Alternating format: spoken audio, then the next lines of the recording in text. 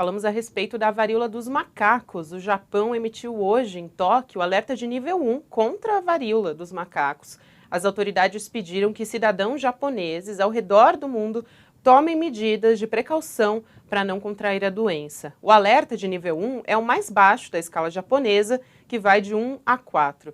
E no sábado, a Organização Mundial da Saúde declarou o surto de varíola dos macacos como emergência de saúde pública de preocupação internacional. No Brasil, o Ministério da Saúde informou que discute com a OMS a aquisição da vacina contra a doença. O país tem quase 700 casos confirmados da doença. Esse é o cenário que a gente encontra agora. E converso com isso com o Dr. Gonzalo Vecina, já está aqui na ponta da linha para falar comigo. Doutor, boa tarde para você, seja bem-vindo. Boa tarde, Gabriela, é um prazer estar aqui com você e com os nossos espectadores da UOL. Prazer é sempre nosso, doutor. Como é que está a negociação do Brasil na compra das vacinas contra a varíola dos macacos? Em quais casos, também queria que o senhor explicasse, ela deve ser aplicada? Primeiro, existe uma produção mundial muito pequena dessa vacina ainda. Essa vacina não foi feita contra a varíola dos macacos. Essa vacina ela foi construída como uma arma de guerra. No caso de alguém resolver usar a varíola humana como arma de guerra, então se fez essa vacina como precaução. E agora, com o aparecimento da monkeypox, se percebeu que ela protegia contra a monkeypox, e então ela começou a ser utilizada. Agora é uma vacina, nós temos 2 produtores mundiais, a melhor é a da Dinamarca, produz 30 milhões de doses por ano, por uma população de 8 bilhões de habitantes. Então, primeiro, é uma vacina que não pode ser usada como nós estamos usando a da Covid, porque não tem dose suficiente. Segundo, ela deve ser utilizada por trabalhadores de saúde, para que eles se protejam quando entrarem em contato com pacientes que têm a doença, e por pessoas que tiveram contato, para que você possa impedir que a doença continue se alastrando. Mas os países têm que ir atrás da vacina no fabricante e negociar a compra de uma quantidade. Ontem nós estávamos vendo fotos em Nova York de pessoas fazendo fila para tomar a vacina. Não existe vacina para fazer vacina em quem faz fila no meio da rua. Não tem produção mundial que dê conta disso. Então, nós estamos passando por um momento de muita indefinição e com o Ministério da Saúde totalmente ausente, né? Quem tem que comprar vacina é o Ministério da Saúde e colocar à disposição de estados e municípios. Só que ele não está fazendo isso, né? Tem essa declaração do ministro, mas essa declaração do ministro não teve nenhuma consequência até agora. E o fabricante deve ter uma fila na porta dele de gente querendo comprar vacina para colocar à disposição da sociedade, coisa que não vai ser possível ser feita em nenhum país do mundo. Os Estados Unidos tem 330 milhões de habitantes.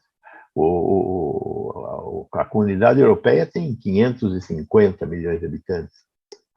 Não é assim que nós vamos combater. Agora ou nunca nós vamos ter que ter um modelo de coordenação para conseguir fazer frente, coordenação mundial, para conseguir fazer frente a uma emergência sanitária menos grave do que a Covid-19, mas suficientemente preocupante.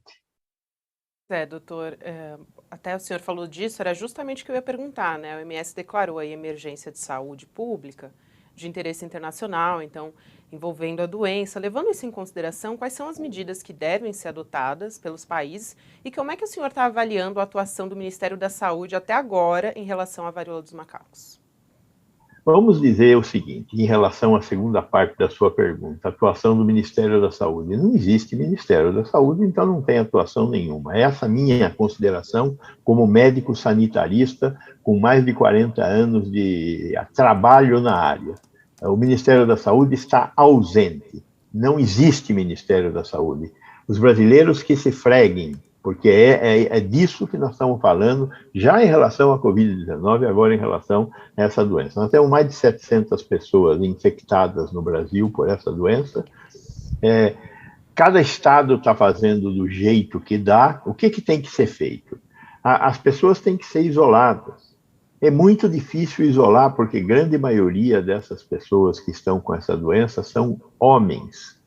É uma doença que a gente tem que tomar muito cuidado para não criar de novo uma ideia de uma peste gay, como fizemos erroneamente com a AIDS. Não podemos cometer o mesmo erro de novo. Mas não dá para não dizer que, dado o contato físico, que é a condição mais importante para que essa infecção se alastre, é o contato físico. Né? Então, você mostrou um monte de fotos aí, eram fotos de pústula em mão, no braço, mas a maioria das lesões aparece na região genital, perianal, e em boa parte das vezes de homens que fazem sexo com homens. São essas pústulas que estão sendo mostradas, são a pústula. Isso vira uma cicatriz depois. É através do contato da gente com essas pústulas que nós pegamos a doença. Mas não é assim. Se eu passar a mão numa pústula dessa e a minha mão tiver a pele íntegra, eu não pego a doença. Ela só vai penetrar no meu corpo através de uma ferida que eu tenha. Porque senão minha pele me protege contra a infecção desse vírus que está lá naquelas pústulas, naquelas secreções que saem daquelas feridas, né? Então, nós temos que tomar cuidado com isso, porque as pessoas têm que se isolar, as pessoas têm que ficar quietas em casa, esse é o grande problema, no mínimo por 21 dias, é o tempo de transmissão da doença.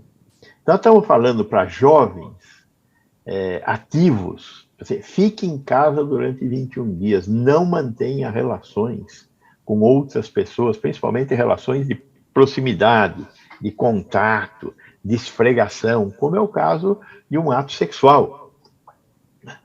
É disso que nós estamos falando, é muito difícil. Então, teria que ter uma coordenação e uma campanha, uma capacidade de comunicação que o Brasil perdeu. Por quê? Porque não tem autoridade sanitária no país.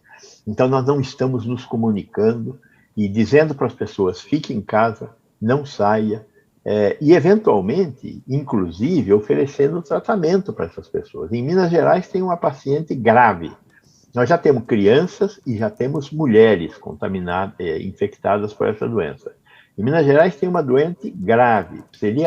Precisaria estar tomando um medicamento que existe, um antiviral que existe, mas não existe no Brasil. Não tem aprovação da Anvisa, nunca chegou aqui. Estamos falando de uma doença nova. Pois bem, como é que faz para conseguir esse remédio?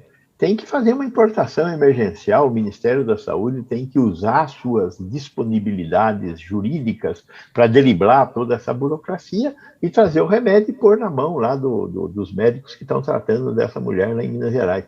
E a chance de salvar a vida dela é muito grande. No mundo todo, apesar dos milhares de casos que nós tivemos 5 óbitos fora da África, 5 óbitos. Então, é uma doença que não é tão grave, mas é uma doença que se espalha muito e que pode matar. Então, temos que ter vacina, muito difícil conseguir, e temos que ter o medicamento. O medicamento é mais fácil conseguir, porque não vai sair por aí dando medicamento, mas tem que ficar num estoque central, que quando você tem um paciente internado que fica pior, o Ministério, o representante do Ministério, faz a distribuição para tentar salvar aquela vida. É isso que nós deveríamos estar fazendo.